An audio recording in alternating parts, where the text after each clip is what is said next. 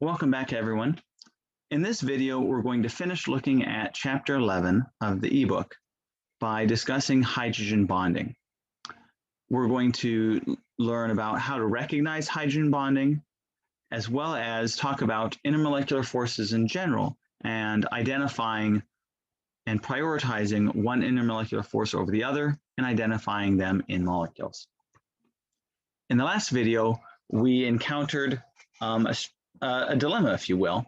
We saw that when we have molecules where the mass is largely different between them, then mass tends to be the predictive factor for identifying the total intermolecular forces.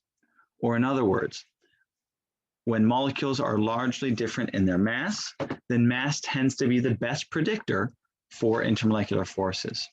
However, we see here that hydrogen fluoride, having the lowest mass, has the highest boiling point. So what causes this difference? Well, it's hydrogen bonding. This is a particularly strong dipole-dipole interaction. This image here on the right is looking at hydrogen compounds based upon which group they are in. So in green, we have group 4 hydrogen compounds. So CH4, SiH4, GeH4, SnH4. The orange line, or the orange set of data, represents group 5 hydrogen compounds.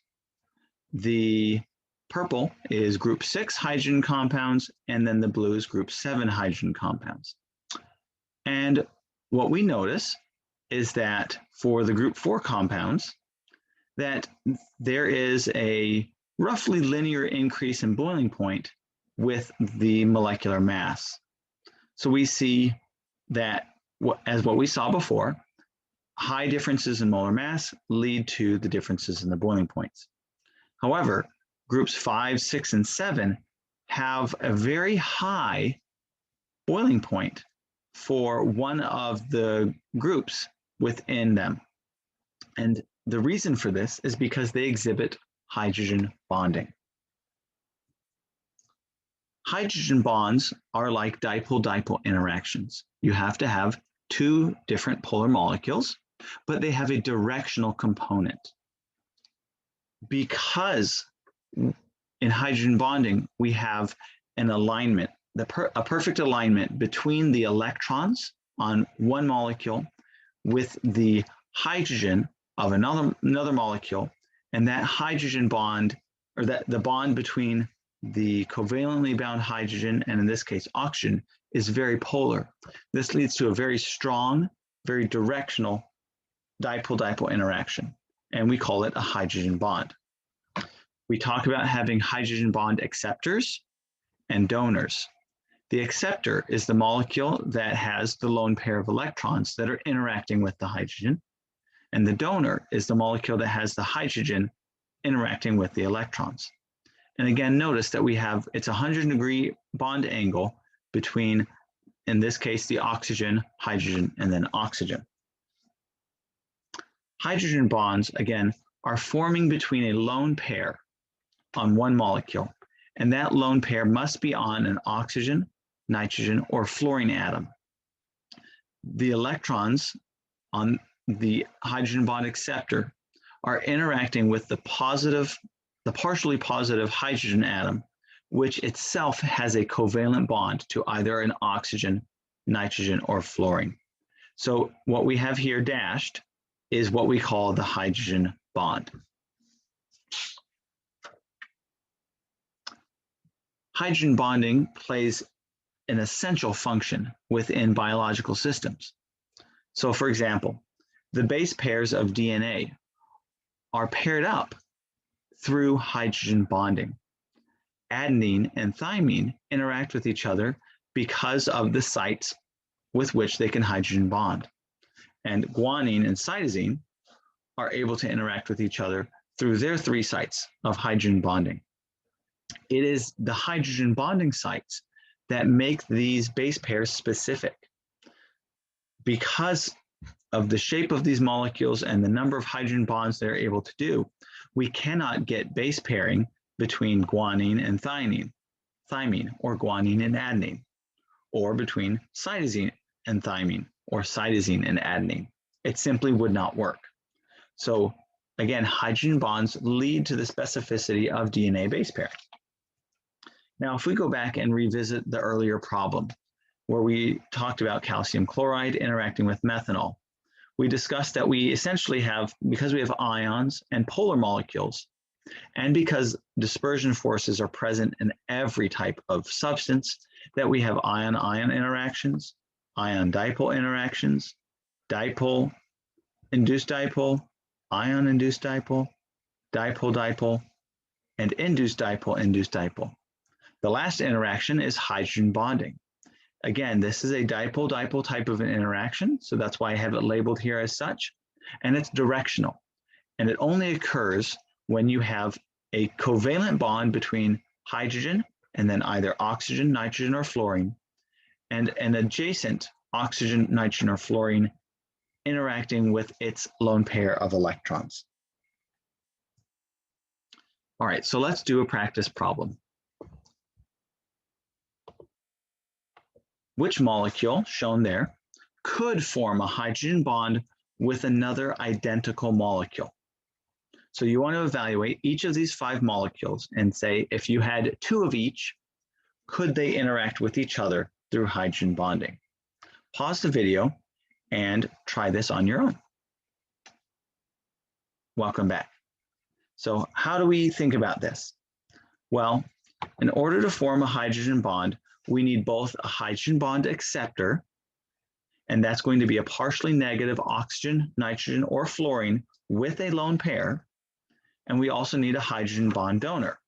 That's a partially positive hydrogen with a covalent bond to an oxygen, nitrogen, or fluorine. So let's evaluate in each case. For A, we don't have an acceptor. While we do have a nitrogen, note that it actually has a positive charge on it. It has no lone pairs of electrons. But we do have a donor. In this case, it has a hydrogen, and so it could be donated to a different molecule. For B, we have an acceptor. There is a set of lone pair electrons on the nitrogen, and there is a polar bond between it and the next atom. However, there's no donor. While there is a hydrogen, this hydrogen is covalently bound to a carbon atom, which makes that bond nonpolar. For molecule C, we have an acceptor. This oxygen has 2 sets of lone pair electrons on it. However, there's no donor. These hydrogen atoms are covalently bound to carbon, not the oxygen. Therefore, the bond is nonpolar and those hydrogens cannot be donated to a hydrogen bond. For D, we have no acceptor and we have no donor. Again, the acceptor must be either oxygen, nitrogen, or fluorine, and the donor must be bound with a covalent bond to either nitrogen, oxygen, or fluorine. Lastly, for E, we do have an acceptor. This nitrogen here on the left, it has a lone pair of electrons, and therefore it can accept a hydrogen atom. This nitrogen here has a covalent bond to a hydrogen atom, therefore it could donate.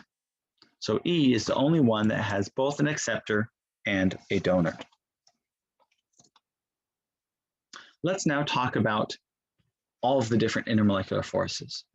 So if we wanted to estimate the relative strength of intermolecular interactions for different molecules, if you have nonpolar molecules that have similar molar mass but different shape, remember that the more compact the molecule is and the lower the surface area, the fewer dispersion forces. For covalent molecules that have a similar molar mass and a similar shape, you can try and differentiate between them using their dipole moments. So it has a strong dipole moment, then it's going to have strong intermolecular forces. And this is especially the case if it could interact through hydrogen bonding.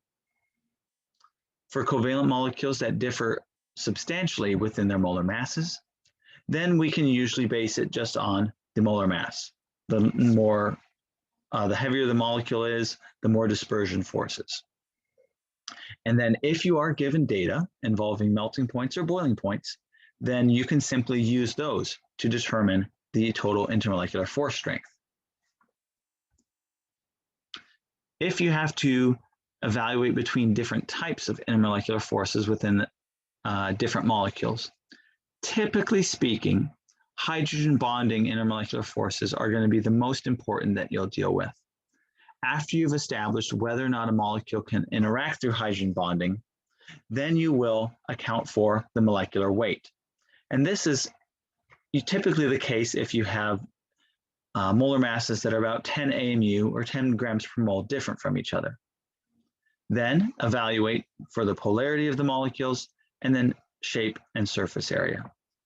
And while this is a useful way to think about it, there are going to be lots of exceptions to this list.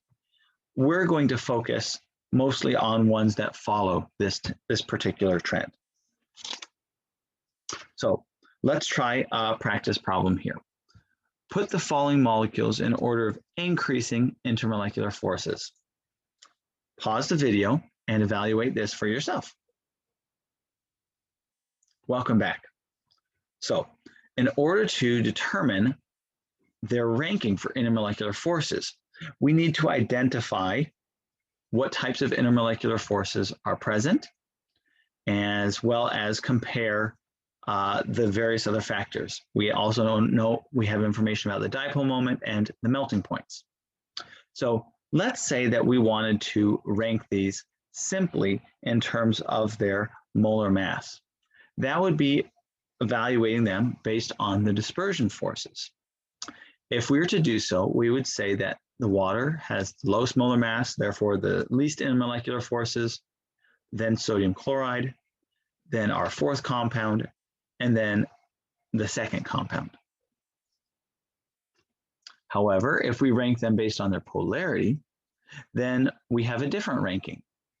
Please note here that sodium chloride, being ionic, does not have a dipole moment, but is essentially on the extreme of polarity. Remember, polarity is a spectrum ranging between non-polar covalent, polar covalent, to ionic.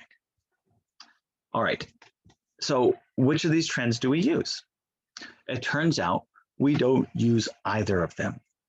We need to use the melting point. Fundamentally and ultimately, your macroscopic molecular property data, such as the melting points or boiling points, are the best predictor for intermolecular forces. They account for all the different kinds of intermolecular forces that exist. Because within all of these molecules, sodium chloride has ion-ion interactions. It has dispersion forces. So how do you account for that versus water, which has dispersion forces, dipole-dipole forces, and hydrogen bonding? It's too complicated to evaluate without looking at their melting points. The only real exception to that is that you should understand that ion-ion interactions are almost always going to be stronger than any other type of intermolecular interaction. So ion-ion forces are stronger than hydrogen bonding, they're stronger than ion dipole, they're stronger than dipole-dipole, they're stronger than London dispersion forces. That's it for this video. Thanks for watching. Have a wonderful day.